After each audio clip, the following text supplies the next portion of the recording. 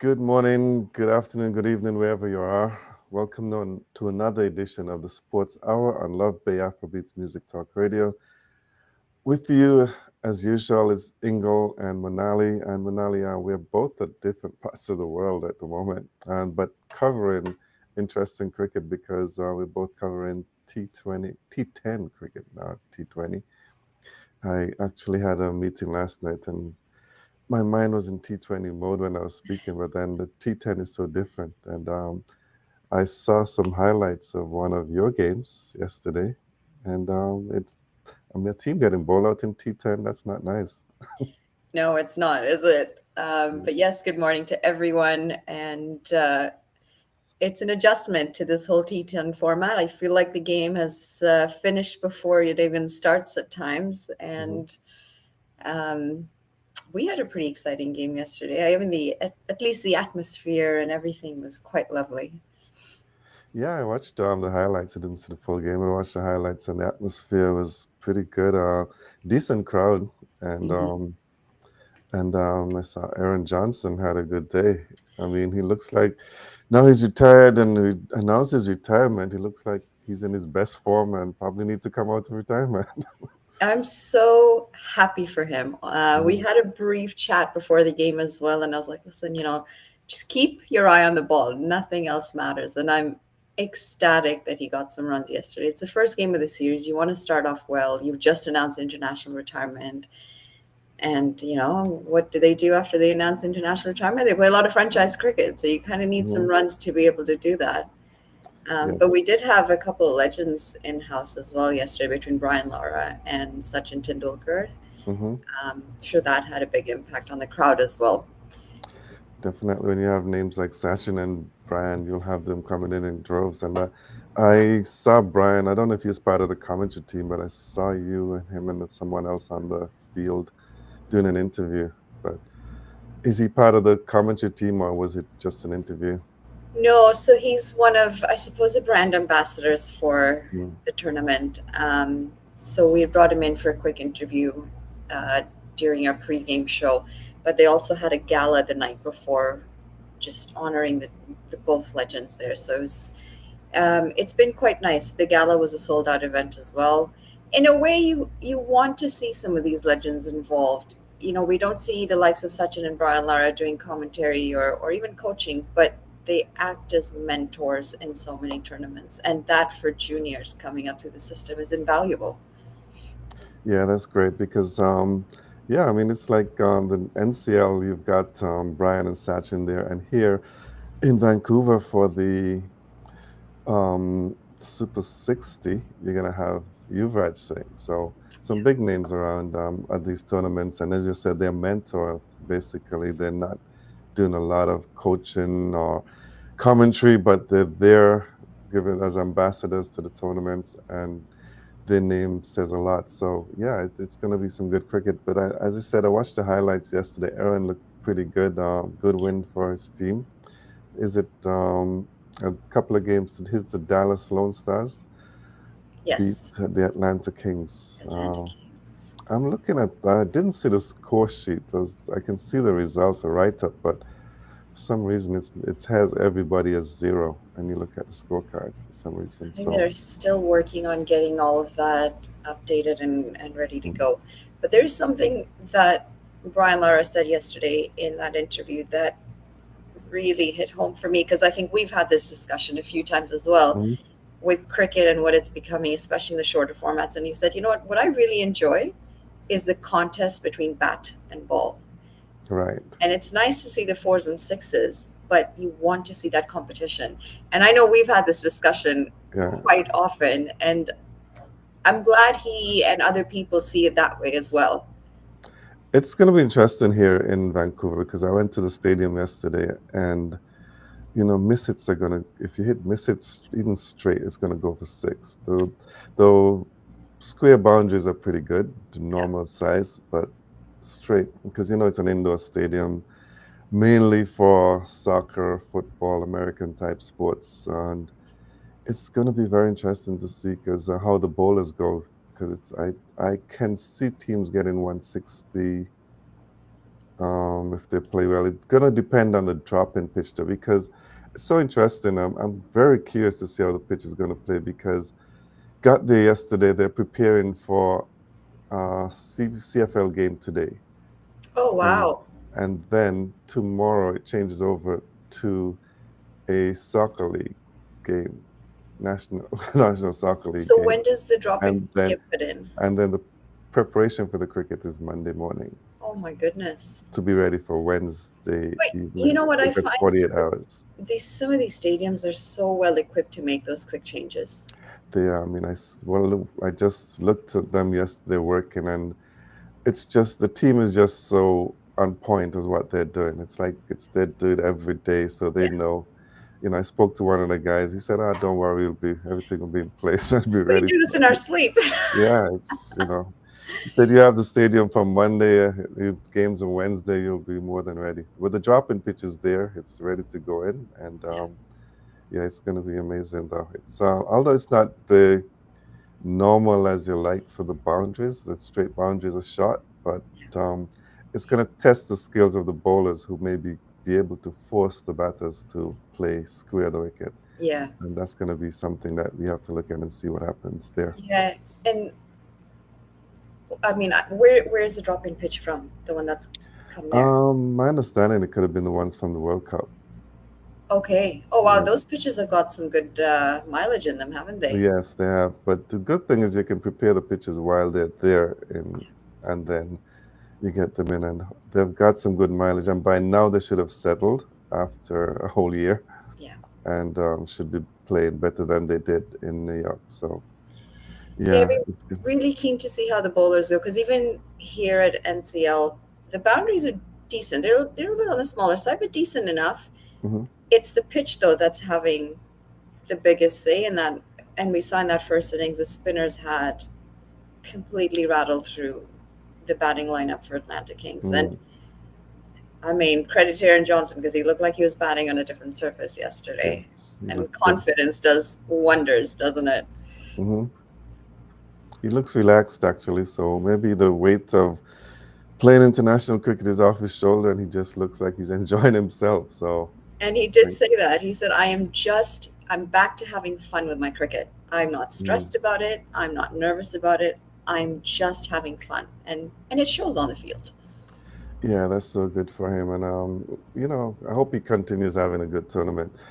And in terms of the Super 60 here, I think we spoke about this too, about the tournaments happening side by side. Yeah. I don't mind that because it gives other opportunities to other players. And I'm one who advocates for maybe T20 cricket should go along the way that the FIFA is. You get it into a team. If you're going to have a transfer later on or a loan of a player or something like that, that kind of model. But to have a guy finish today and fly out in the evening and play the next day somewhere else, I'm not a big fan of that. Yeah. So it's good to see that both tournaments can get along side by side. And looking forward to what happens in the next couple of days. I mean, they end the same day. The difference, I think, I was looking at schedule, is the Super 60 have 3 games per day, sometimes 4 games per day, Yeah. because of the women playing as well. So I'm actually looking forward to how the women play because Mhm. I think the surface, the boundaries are probably ideal for them. Yeah. Especially the ones in North America. I mean, Deandra Dotson and others who've played internationally, they want to have normal, they'll clear these boundaries easily. Yeah. But I like to see how the Canadian women and the Americans go on these grounds. I mean, it's pretty incredible. It's a milestone if we're looking at the development of franchise cricket in North America because it's going to be the first of its kind in North America. We've got three women's teams in Super 60. And Mhm. like you mentioned, Two. you've got the likes of Deandra Doughton, you've got some of the Americans coming in. You do have some international presence there. And then the Canadian girls head right into another series in Africa where they're taking on Tanzania and Uganda. So that's good preparation for them as well. And obviously not the same format, but just to be able to get some match practice, to be able to get some bat on ball, and to be able to Mhm. set up in that sort of atmosphere in a stadium with a crowd. I think that's pretty phenomenal for women's cricket in North America. Yeah, it is. And as you said, we're looking forward to that. They play on day two, three, and four because the best of three between the two teams. Yeah. And one of the features in the Super 60 is that you're going to have the Afghan women playing in that tournament as well, which is good to have them there. And you know what? They went over to Australia and played some time back, and those women are now going to be playing here. So it's going to be a fantastic time, I think, for all, and just as it's going to be in the NCL. But I look forward to the Super 60, and it's going to be different, but it's going to be fun. It's about entertainment, and I think that's the key thing. Entertainment value. Hmm. And that's exactly what you need when you're growing the sport in, I suppose, a demographic that's not quite used to a new sport. It is. And as we're talking cricket, and we'll get into some other sports later on, we started a little different than normal, but that's fine. Different is good. And you were talking about the women's team going to Africa, and the team was officially announced yesterday. I don't know if you had a chance to look at it. What are I your did. thoughts on the team? There's and that's traveling to Africa. Um, my honest opinion, I think it's a squad that may struggle in Africa. Hmm. The likes of Uganda is a pretty strong side. Um, I'm looking at the balance of our overall side, and I just don't feel like it's a very well balanced side. I feel like we could have we could have decided whether we want to go development and go with some of more of our youngsters who are coming Hmm. up and through the system. And I'm assuming that should have ideally been the goal because it's not like this tournament is counting for anything more than development. Right, And development. when I'm Hmm. seeing some of the senior players, you've got a couple who are high 30s. I think one of them might be in their 40s now. That to me is a red flag because you're not actually using that towards your development. Um, that is an honest opinion. I might Hmm. get a little bit of stick for it after, No, but that's fine. it's how I see it. It is an honest opinion, and you've got players like you're going to depend on Anthony Pereira and Vandana Mahajana, plus the captain Amapal Kaur for Yeah, sure.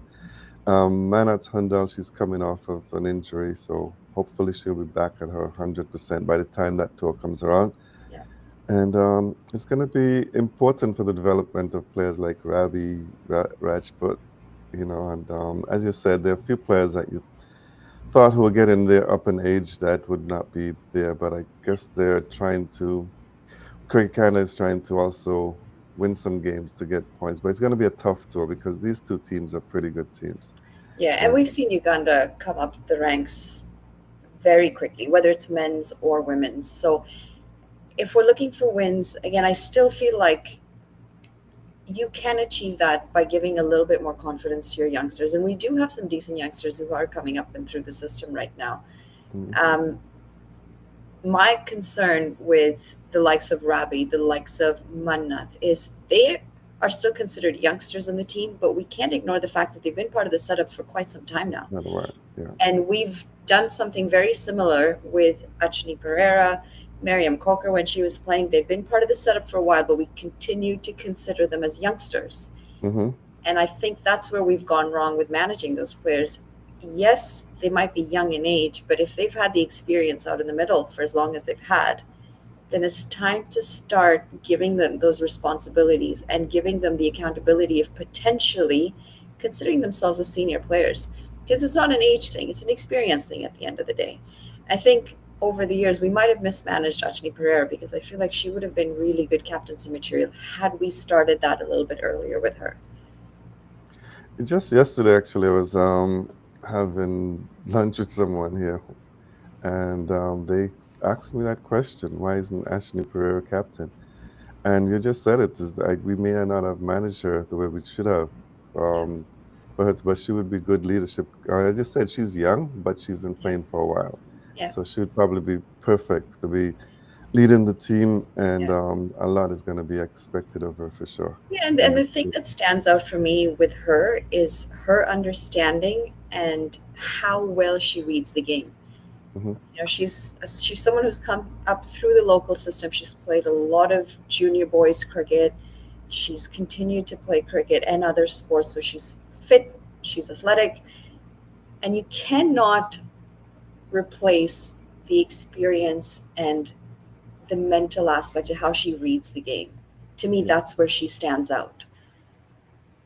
definitely. She's very good at that. I need to have a sometimes I talk to her and I understand. I just said she reads the game very well. She understands. And she's now developed I saw her play and even in the um qualifiers recently. You can see she's starting to get into her own now. She's starting to really develop as a batter and understanding her game even more. So looking forward to how this tour goes and how, in fact, looking forward to how she plays in the Super 60 first with the international players and then how she goes in this tour. So looking forward to that and hopefully all the best to the Canadian women when they get to Africa. Uh, since we're on women, let's continue with the World Cup women. Today's game abandoned. But something you've been talking about all leading up to the World Cup in the warm-up matches and stuff was South Africa and how they haven't.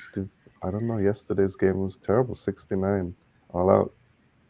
It's a tough pill to swallow. It's a tough pill to swallow for not only the South African women, but also for me, because I know Hmm. that they're a better side than what they're playing right now. Form's tricky though, isn't it? And it It doesn't help is. when your entire squad seems to be out of form at the worst times possible. Hmm. Um, but to have absolutely no batting in this, I mean, apart from one player, everyone else was out in single digits. Yeah, just Sinalo Jafta, she was the wicketkeeper. She had 22, but other than that, everyone, as you said, was just out for. And she's actually a story. Remember, there was one time she wanted to quit, if I'm not mistaken. She said she had enough. She was about to give up. And her story, I watched a bit of an interview with her, and to see her around, and she wanted to the team to. She was hoping that the team would start gelling and peaking at this time, but it's definitely not happening. Well, we And saw it in South that Africa Pakistan results, tour. yes, they're not playing some good cricket. No. But on the other hand, today's match, as we said, rained out in Colombo. It's unfortunate. Pakistan, they had some results. Any surprises or basically as you expected in the results so far? Australia are almost struggling a bit against New Zealand, but to get 326 shows the depth of their batting. They have so many match winners in that side. And, if it's not Alyssa Healy, it's going to be Beth Mooney. If it's not Beth Mooney, it's always going to be at least one player that stands up and wins a game for them. Hmm. Last game, Ashley Gardner. I mean, what a phenomenal player she is. I Yes. think the only surprise for me so far in this tournament has been the opener, Sri Lanka taking on India. And Hmm. India struggled with the bat. They lost 3 wickets in an over and then a fourth wicket Yes. shortly after that. And that may have exposed a little bit of not insecurity per se, but maybe a weakness in that Indian batting lineup. But I've Hmm. said this before. I still feel like Dipti Sharma is probably one of the most underrated players on that side. The number of times that she has saved India, she's an incredible player. What an all rounder. She comes She in, she is. scores runs with a bat, she gives you wickets. Incredible player. Yeah, you've always spoke about her, and at one point I thought that Sri Lanka were going to bowl them out quite cheaply, but Yeah. her innings is so valuable, and especially her and Amanjot Kaur, their Yeah. partnership was so good. And I actually watched that game with interest because I was trying to see how Sri Lanka will finish it, but then they played some really good cricket, and they took on the spinners, and they just started to dominate the game, the Indians, and they got their team back into it, and that partnership of 103 was the difference. I think the change that I've seen in Sri Lanka recently is they now have more players who are offering runs with the bat. They're not relying just on Chamari Atapattu. They've got other batters that they can rely on. And that, when you're looking at development, when you're looking at the ability to win games, Hmm. That is your biggest difference. You can't rely on one player. And for a long time they did. It's just starting to show that, some of the other players are coming up the ranks. Great signs if you're Sri Lanka. Yeah, good signs for sure for Sri Lanka. And yeah, there was a question that I thought I have to ask you this question. The format of the World Cup, it's going to be long because there's just one game a day. Um, I was thinking, like, shouldn't they have more games? I mean, there's enough facilities for more than one game a day, but I guess maybe it's TV and it's not T20, so they have to be played the same time. So maybe it's just television rights, and they feel that they make more money this way. They're You know, I playing just was one a day. Yeah, I was thinking that as well, but I'm looking at the calendar at the moment, and India women are playing the World Cup, but India men are playing West Indies. Hmm. I mean, well, I'm sure we'll get to that game, but I don't want to, but yeah. but there's so much cricket happening, so I'm assuming a lot of it also comes down to scheduling, and you want to give the exposure on TV, but you're also competing with other series going on at the same time. Hmm. Um, but it's being played in two different locations too, isn't it? So there Two different, there yeah, is a potential that they could ideally have two games a day, but I think there's just a lot of cricket happening overall. yeah, because And there's a lot, but there's one, as you said, it's two locations in Sri Lanka and India, so it's possible. Well, I guess they'll look at it. It's possible maybe for a morning and an afternoon game, or maybe it's too hot for the morning games. I'm not sure. So maybe that's taken into consideration. But I think remember there was a time when teams played back to back, but now you've got a few days in between. yeah, I remember those days. Yeah, yeah, you would have played a few of those back Yeah, I to back. can't say I was a fan of them, but Yeah. And in fact, in the T20 in the Americas region, sometimes teams played two games per day. yeah, yeah. Yeah, so that's all changed now. But yeah, the women's continue tomorrow with that Pakistan India clash. And the same thing has come up, and we've been talking about the India secretary says nothing has changed. When asked whether or not they're going to shake hands, he said nothing has changed between the countries. So I guess it's no, but it's sad to see that it goes over to the women's game as well. It's sad that it goes into sport at all. And, oh You yeah, do not fight wars on a cricket field. You do not fight wars in sports. This is completely different from that. And the fact that, the politics, the media, the entire agenda that's being pushed onto the players is very unfortunate. Because, I mean, you look at your friendships over the years that you've built through sport. hmm, Your competitors are probably really good friends now. I've got some really good friends that I've, been either played on the same team with them or played against them. And that's what it's about. It's about building those human connections at the end of it. You're going to go, you're going to play for your country, you're going to give it your all, but you're not fighting a war. And that whole sportsmanship aspect, and especially in cricket, we've got the spirit of the game as well. And that just seems to have been thrown completely out the window because of this. yeah. It is sad day for cricket for sure, and I hope that maybe the players have been given instructions, and maybe they're scared if they don't follow, they will get dropped. But Yeah. that's it's gonna have to be somebody who becomes a radical and just said to hell with it and let's do the right thing. Yeah. But can't continue on like this. But India, Pakistan, I don't think it's. I mean, the rivalry is there because of the history of the countries, but I don't think it's going to be much of a contest. Yeah, I think it's going to be very similar to the men's contest. Hmm. Contest, very loosely said, but Yes.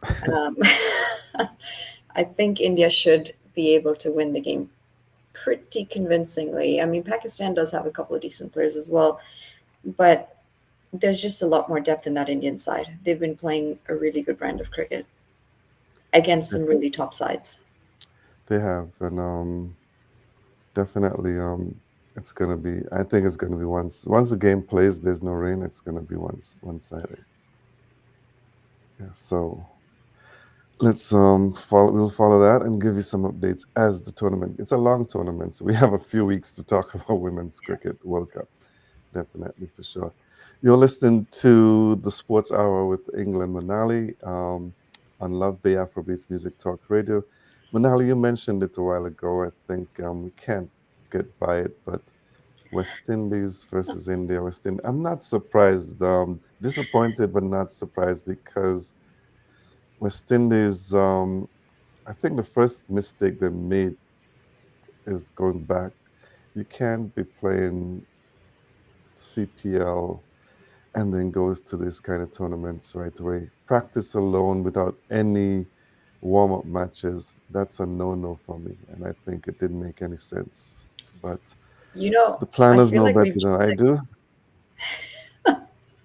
Go ahead. I think you've jumped a gun here, though. What's that? You've gone CPL straight into the Test series, but there's another series in between there, Which one was that? the West Indies Nepal series. Oh, yes, West Indies Nepal. You're right. I forgot about that. I don't want to Yeah, you even want to talk forget about about it. it too, though, You don't want to you? forget it. Yeah, you want to forget about that. But that series, that's the Unity Cup, but that was very good for Nepal because they won that 2-1. We West Indies, and you see what happened in the third game, and that's the result of also I don't want to say stupidity. What's the right word? I mean, poor planning because you how could you go from CPL, fly out to Dubai, and without really any climatization, different time zones, everything. Getting the players are probably just getting accustomed to the country Hmm. when they played that third match. So you can see the difference. But Yeah, I think whoever is planning these things for West Indies, it's good to give Nepal some exposure. It's good for Nepal, and then Nepal is saying now they, have all respect for West Indies, etc. But West Indies need to plan better yeah, and think of what they're doing really. But I think also that they underestimated Nepal, and yeah. I predicted that Nepal, with my friends in a WhatsApp group chat, I said Nepal is going to beat this West Indies team. And Yeah, they, and yeah, and they did. They they did. did. Yeah, I also feel like I think Stuart Laws had a massive impact he on has. Nepal. He has. He's got these guys playing well. They believe in themselves, Yeah, and he's definitely played at the highest level. He's done the things that are right, and he knows how to get the best out of players. He was doing that in the USA also, and we know they kicked him out for whatever reason. And yeah, Nepal. That was Nepal's gain, and I think he's doing a good job. But yeah, if we get off of that to the West Indies and India, and yeah. the first thing I thought West Indies they they won the toss batting first. To me, was a bit of a surprise. I think they read the game. They probably figured, which it did, it was going to spin in the end. But I thought most of the times, if you can bowl out the team, the second day was always better for batting. Hmm. And I was surprised that they chose to bat first, and the application is not good. Even the West Indies team, I keep wondering. We talk about development, and you have a guy like De Silva. What did he do wrong that he got kicked right out? He's not even there in the mix at the moment. Well, even at the So CPL. yeah, he's there on the bench in the Yeah. CPL. How do you develop players like that? And then giving Kerry Peer his debut at 34 with your best spinner Moti at home, saying that you're giving him some rest. That makes no sense. There's more to it than we know, and there's a lot more happening behind the scenes, I believe. And some people have said Kerry Peer played with St. Lucia Kings. He played with the right team. That's the coach's team. So There. it, and then besides that, the blow to West Indies by losing the top two fast bowlers. Both Josephs were out of the team. Johan Lane, he was good for a youngster, but good for the future, but not enough, I don't think, for a guy like Jaden Seals who needs that backup from those other two. Um, yeah, so a very easy win for India. West Indies 162. Justin Graves, the highest score in the first innings, 32. A few guys got stats, didn't carry on. Chandler Paul definitely looked out of sorts. From what I understand, he before this tour he was in the U.S. playing cricket, so he looked really out of sorts. We're playing, I think, some league crickets in New York or somewhere around there. And India, Jadeja, he just loves West Indies. I think most of his Test centuries must be against West Indies. He got another 100. Every time I see West Indies play and Jadeja is playing, he gets 100 somewhere. He gets So runs, yeah. yeah, he gets run. I'm sure out of his 6 centuries, I wouldn't be surprised at least four of them against West Indies, and 3 centuries in that game. Rahul continued his good form from England. Shubman Gill got 50. Jarrell, who a lot is expected of, he got 100 as well, and 448 in there. Didn't even bat today. They just and they announced it early. Most of the teams may just do it just before, but they announced it very early that they're going to be fielding. It's not a very good look on the West Indies. It's not a No, very good look knowing that even before this game started, even before the last series started, you had already predicted that they were going to lose. I think we're all yeah. thinking, we know they're going to lose. It comes down to how many days, 2 days or 3 days. What are we talking? And it's. I know they keep calling for all these big meetings with Cricket West Indies, and they just had another big one. And maybe you could confirm Um, this for me. I mean, I read that they're now asking players of West Indian origin if they might want to play for the West. Did I read that correct, or was that not from an accurate source? no, it is correct. That's coming out of the meeting. They said they're going to be looking outside for players. I don't have a problem with that, but what I would think they should have managed the ones they had properly, like Jafra Archer. Yeah, He played under 19. He was in West Indies under 19 squad. And there's so many other players who left, but West Indies, I mean, they're saying that next year is going to be their worst year in terms of finances. They've cut the under 17 program, and there's no development team or CCC anymore in the West Indies tournaments. So a lot is happening there. And there's a question that came to mind this morning, and and I don't want to say he should go, but the president in the St. Vincent elections coming up shortly, maybe in the next month or so, hmm, he's contesting a seat there. And I think he should make up his mind whether or not you can't just hold on in case you're losing St. Vincent and continue as West Indies yeah, yeah, when there seems to be a big crisis yeah, in West Indies cricket. So it's Chris Daring took on a job that I mean they've identified some challenges, as you said, and they said declining quality of regional tournaments, which I mean, they've ever since they've started the franchise series cricket and yeah, the players are now contracted, the players play worse than they did before. And so they've said they've identified, I think, 10 different things that they need to highlight, or 8 different things, which is technical, tactical, and mental skill deficiencies. I mean, underperforming gaps. But I don't blame just West Indies, Manali. I think it starts at the grassroots. And yeah, although the CARICOM countries blame West Indies, they're not doing enough for development in their own country. yeah, There's no schools cricket anymore. yep. So, I mean, I can go on and on and on. And I know in St. Kitts for the last maybe someone told me 9, 10 years, they have not had a multi-format day cricket, the multi-day cricket tournament. It's all T10 and T20. And that's the sad part. The fact that people don't realize how important grassroots development is and the impact it might, let's say your team's doing well, and then all of a sudden you start taking the pressure off of grassroots cricket, development cricket, you will feel the impact of that in the next few years. Because Yes. once you don't have those players coming up through the system, you cannot expect that top side to be the top anymore. It's actually a conversation we had in that interview with Brian Lara yesterday as well, and just how important it is to have grassroots cricket and the pathway. Hmm. It's as soon as you start ignoring your pathway, you will have problems at the top. And it's why the top sides in the world continue to dominate. You look at the Australias, you look at, I'm going to say England to a degree, but the England now has started to realize that their pathway was starting to fall apart, Hmm. and that they need to try and get the pathway back to where it needs to be for them to perform at the top. Australia's consistently done that. They're never afraid of implementing new ways to make sure that pathway stays strong. And it shows in their performance, whether it's men's cricket, women's cricket, you name it. Yeah, there's so much to be done, and there's a lot you can. Yeah, the pathways and the West Indies. I don't think there's a pathway right now. They just seem to be.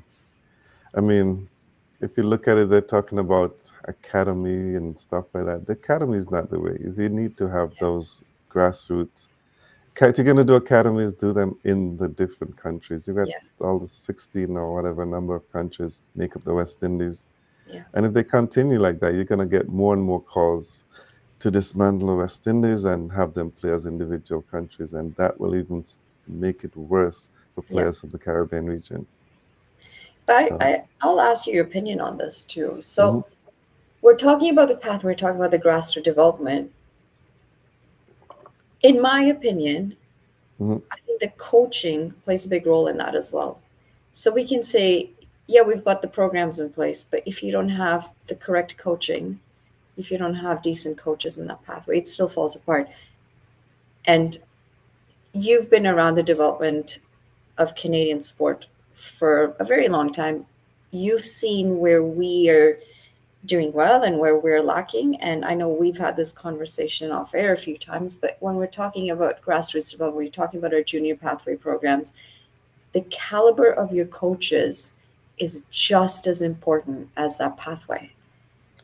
It is definitely. And I've been around West Indies. I worked actually at West Indies coach and development officer at West Indies. And I smile sometimes when I see the things they put out now because these are things that we wrote about 20 years ago. And Yeah, you're now talking about doing it now. So yeah, I think they're so far behind. And the coaching, as you said, the coaches, there's a feeling in the Caribbean, which is I've had arguments with politicians because the belief is that sportsmen, if you're a good sportsman, then they believe in education only. You must have a PhD, a doctor, or something, a master's degree, a BSc, whatever they want you to have. But they look up as sports as though something for the people who can't advance education, like an yeah, education, but that's so wrong. I mean, I've given so many examples of people who do both, and it's a choice whether you want to be in sports or not. But definitely, this coaching pathway in the Caribbean. I don't know if you've ever done any courses there, but the coaching pathway there is actually so bad that it's once the guys are finished playing cricket, they just said, okay, let's turn them into coaches, yeah, and they put them. Sometimes the coaches don't even do the courses that are yeah. necessary to go forward. They just said you played the game, so you can coach. Surely, And if you've played, you should know how to coach. But yeah, it's but it's completely not. different roles, It's isn't it? totally completely different. Yeah, and some of the best players don't make the best coaches. Yeah, And I give example of football. I mean, Big Bill Parcell. I don't think he played football, but he was one of the best coaches in NFL. So I think there's no proper pathway for coaching and anything in the Caribbean. I've seen that there. I've seen it in the US as well. It seemed to be just a numbers game yeah, instead of getting the right people in the right places. But that's what's happening. And as we said, yes, we're running out of time quickly. Wow, we haven't talked about any other sport, but we just want to touch quickly, as I said, to mention the US. The USA cricket has become the first ICC member to declare bankruptcy. And that one caught me off guard because I know ICC had just suspended them. They were looking to the very day when the USA declared bankruptcy.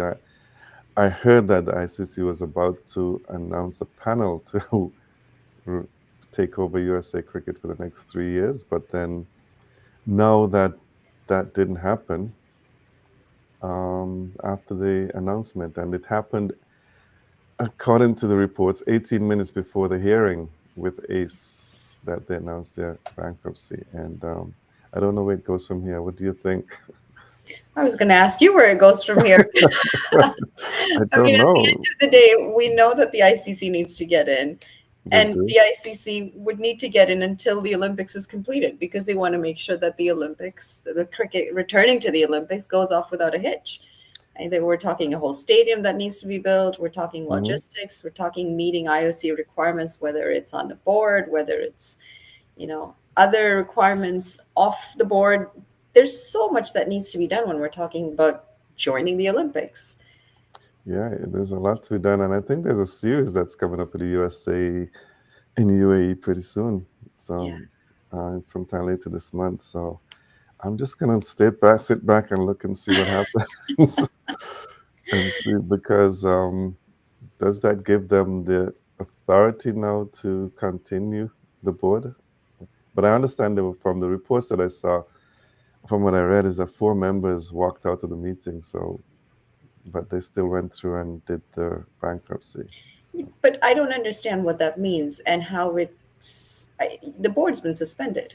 The it's been suspended organization's been as a suspended. member as ICC, but I guess Yes. they are still the people on record in the US as the head of that organization. So they, although ICC suspended them as a member, ICC probably has no jurisdiction over what To happens come in and the take US over. at the time. Yeah, So that still jeopardizes the Olympics. That still yeah, jeopardizes their contract with ACE. And I don't even know how that's going to work out now then. it's a lot of things that are gonna happen. It's pretty, I can't believe they're holding on this long. The board I members. know. It's interesting. I read Peter Della Penna's post, and it was an interesting read. It always is. Yeah. So I am just sitting back, as I said, waiting to hear what happens with that. Well, I think we've spoken a lot about cricket. We've got about 15 minutes, 14 minutes left. You're listening to Love Bay Afrobeat Music Talk Radio, the sports hour with England Manali and Manali. Other things that are happening, and the major thing I think that's happening is the Major League Baseball. And we've got a series with Blue Jays and Yankees starting today Yes. at 4:08 p.m. Eastern Time. So I think everyone is looking forward to that. And I don't know if it, as you said, these days I don't know if things are real, but because I saw something where the Buffalo Bills wished the Blue Jays luck, the neighbors to the north, and the Yankees weren't too happy with that. I saw that yesterday as well. And it was Hmm? pretty interesting because, I don't know, maybe because we'll eventually be the 51st state. I don't, I Maybe, don't know. maybe they still talk of But that. yeah, I read that yesterday as well. I was surprised. Yeah, I think yeah, I heard someone's talking about that, and they said, once the president is under pressure, it brings up the 51st state again. So maybe that's what that's all about. We become the 51st state because of the shutdown in the US. So Yeah, I I mean, that's just, clearly not sport, but it's incredible that that even happens. it is incredible for sure.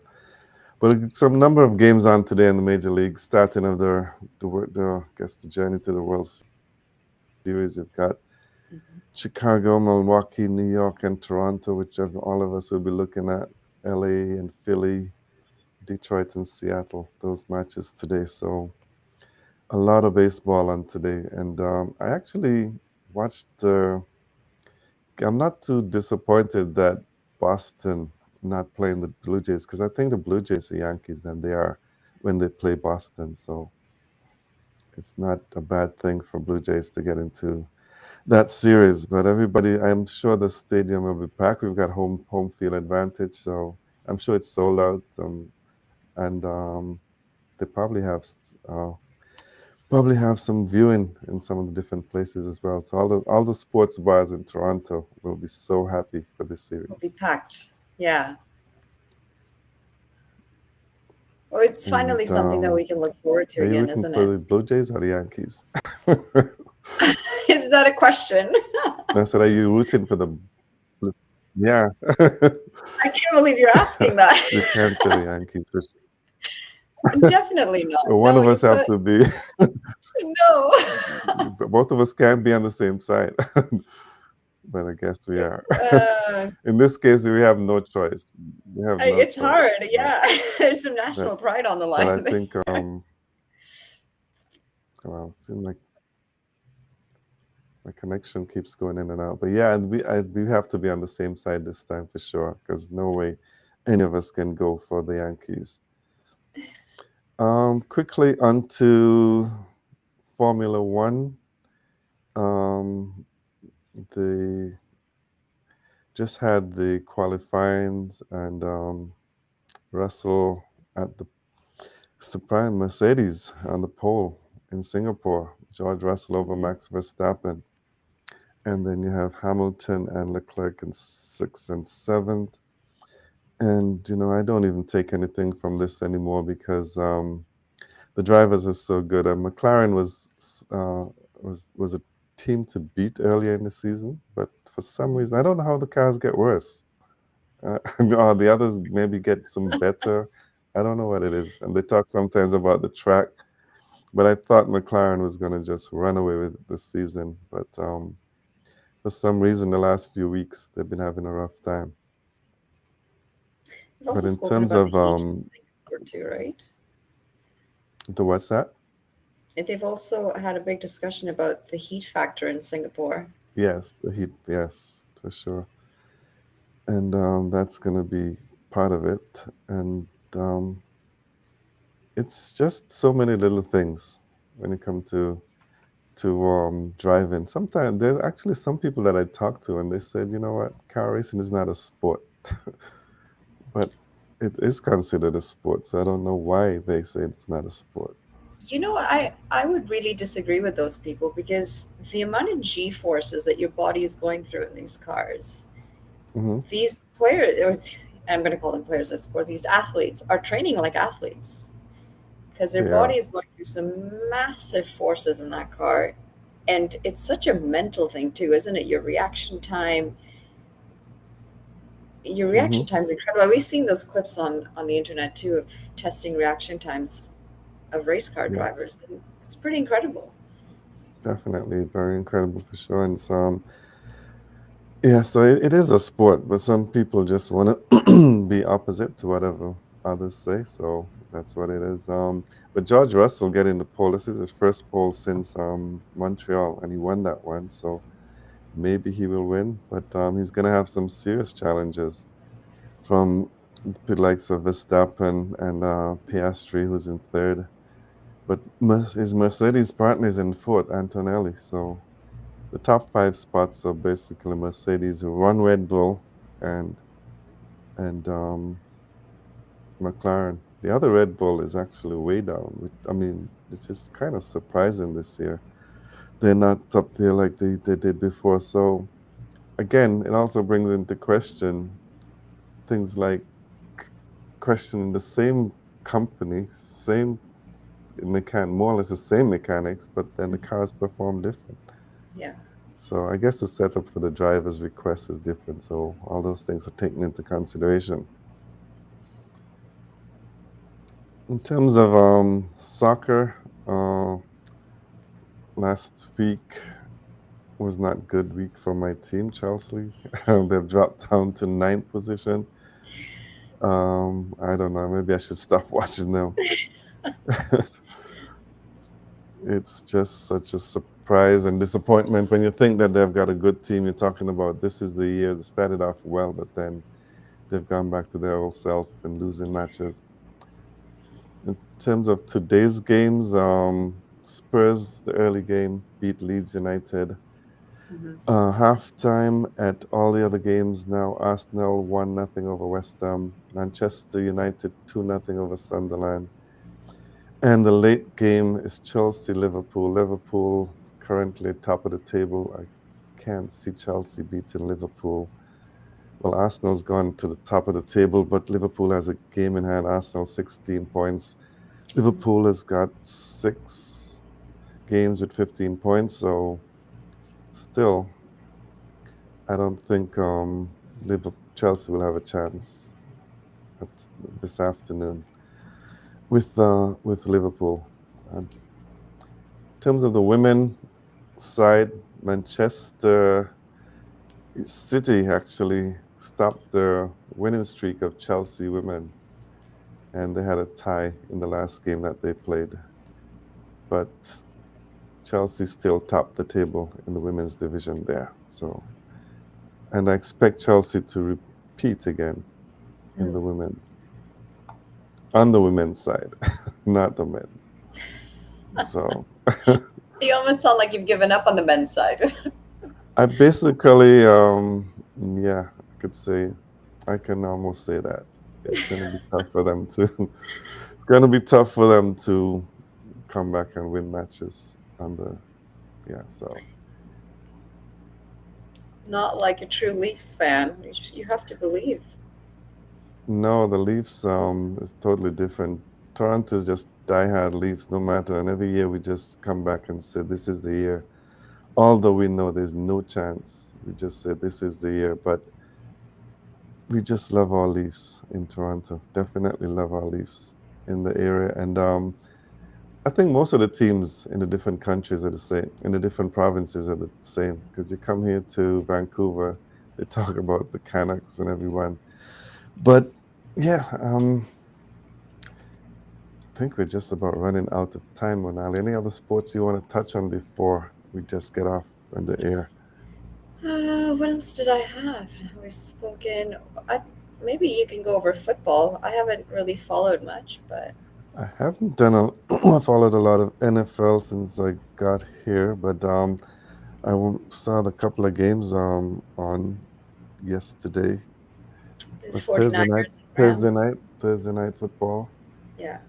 Yeah, and the games are a couple of games are going into overtime that I noticed. They're getting down to the last couple of overtime. I think was it the Rams that was able to stop them Yeah. and win 49ers and 26. Rams. Yeah, Yeah. they won 26-23. And Yeah. I watched game, the end of the overtime, because overtime is always fun. And it was surprising that the field goal actually came off of the side post and went in. So, and that gave the 49ers the 26 over the Rams, and they stopped the Rams in the. But when I look at overtime games, Manali, like I think the opportunity is there for the team that has the ball second. So it was actually surprising that the 49ers were able to make that stop. And I think we're just about out of time because Theo has another show coming up. Tennis, Coco Gauff, she lost. I thought she would win, but disappointed to see her losing in in Beijing. Yeah. Um, she lost to a fellow American, Anisimova. 6-1, 6-2. It wasn't even close. Pegula actually lost also in the semifinals to Noskova 6-3, 1-6, 7-6. So it's going to be an interesting final between the American and the French lady. So that's it for us. We're just about out of time. And now, if you have anything to say before you want to wrap up, we got 30 seconds. No, all good. It's been an exciting show. A lot of cricket, but Yeah, a lot of cricket because there's so much cricket happening in the World Cup, yeah. the Super 60, the NCL, and West Indies. So a lot of cricket to talk about. So thanks for tuning in. Thanks for watching. See you again next week. Be safe, be good. Enjoy the rest of your weekend.